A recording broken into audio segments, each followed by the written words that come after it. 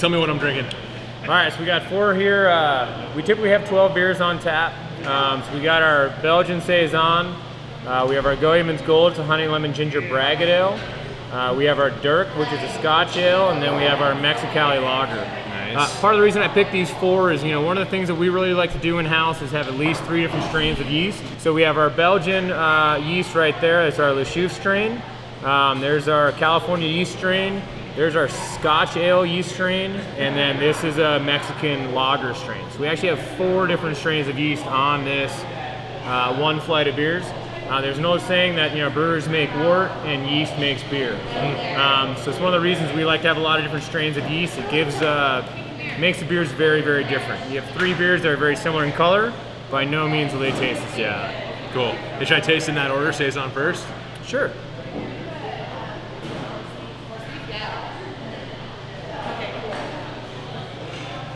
Gonna get a lot of pepper, spice, all coming from that yeast. For sure. Very few hops are in that.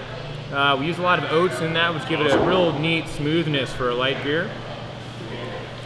Belgian ales, esters are the animal that you taste, not the hops. Gotcha. Yeah, I dig it. And this was the Goemans Gold, or honey lemon ginger braggot ale. And what's a braggot? Braggot is halfway between an ale and a mead. So this one we get about 30% of our sugar from honey. And then we have a lot of organic ginger that we hand peel and puree in-house. And it has a very pronounced ginger flavor to it. For sure. That's a refreshing hot day beer. It's a sushi beer, it's a summer beer. Oh, yeah. She's a good one. I like that. That's cool. And there's like no hops. There are hops, but it's minimal. Very, very minimal. We're definitely scaling up as we go, yeah. So that actually has more than the Saison. It does, yeah. Belgian beers have just enough hops in them to preserve them. And that hops ginger. being a natural antimicrobial. Gotcha. That's cool. The ginger really disguises that. Yeah, it does. And this is the Dirk. The Dirk, our Scottish ale. What's the name after? Scottish Highlanders became famous in battle because they're one of the first warring people that learned how to attack while they were defending. So in their shield hand, they'd hold a long dagger, and they had their sword in their other hand so they could defend and stab while they were defending themselves, which is one of the things that made them ruthless in battle. That, and if you're naked and painted blue and running down a hill, it's probably intimidating. Sure.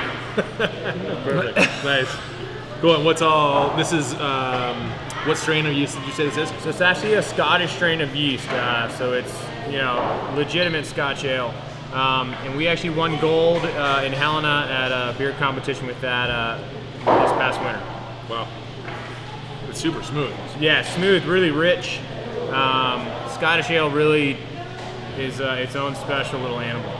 Scottish ale yeast, I should say. Gotcha. That's awesome. Mexicali lager. Mexicali lager, yeah. So wanted to make a really nice Mexican lager for the summertime. Most Mexican lagers, people think of Corona or Pacifico, which are really low in alcohol. Modelo Especial is my favorite, and it's 6.3%. So we got the same strain of yeast as Modelo, made a 6.6% alcohol Mexican American lager, and then used a ton of Cascade hops in it.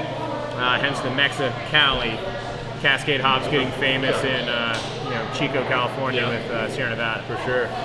That's awesome. You can definitely taste those Cascade hops. Yeah, and the lager yeast, it's an interesting balance in there. It's been a great seller for us this summer. That's awesome. What's been your most popular beer? I mean, I would assume outside of canning. Passive Aggressive is still our most popular beer in the tasting room as well as out in the market and on draft. Our Revolver Series IPA, which we're actually shamefully out of right now, has been a huge hit. We're trying to do a new IPA every other month. So we did Revolver Series 1 and 2, and we're coming out with Revolver 3 and 4 by mid-August. Cool.